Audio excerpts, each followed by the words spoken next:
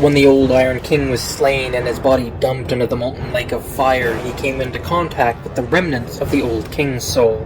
It reforged his body out of Icarus Earth, and it is now here that the old Iron King rests while watching what has become of his domain.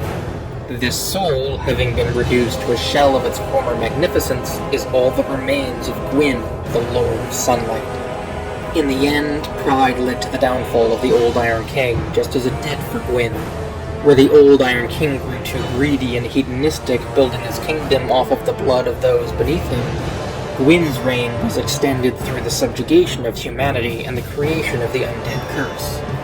Gwyn feared allowing the Age of Fire to come to its natural end, denying the world an Age of Dark, ultimately sacrificing himself to the First Flame to become the Lord of Cinder.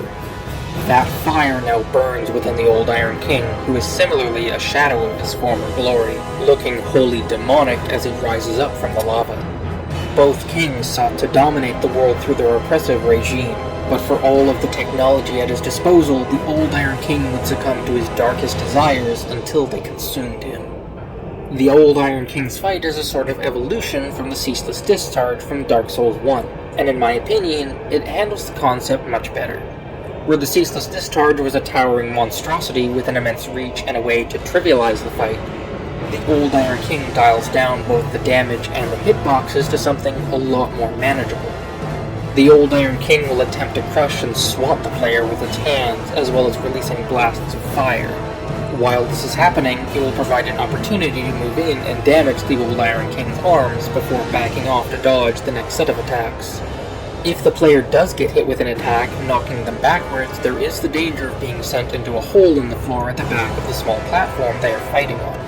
Additionally, there is a small ledge around the corner the player can hide behind when the old Iron King releases a wave of fire from his mouth. These kind of fights tend to feel more turn-based, where you are waiting for the boss to give the player an opportunity to hit them, including fights like the Moonlit Butterfly and Ceaseless Discharge in Dark Souls 1. It's not a design that is really seen moving forward in the series, which some people may find to be a good thing, but I think that with further iterations, such as what they did with the old Iron King, it may have led to a fun back-and-forth battle. This back-and-forth design, however, would be used much later on in the game, and unlike this fight, I will be much more critical of it.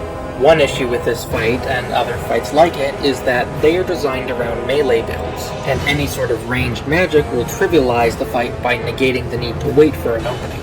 The player will still need to dodge any attacks, but without needing to attack the old Iron King's arms, the player can safely burn him down from a distance.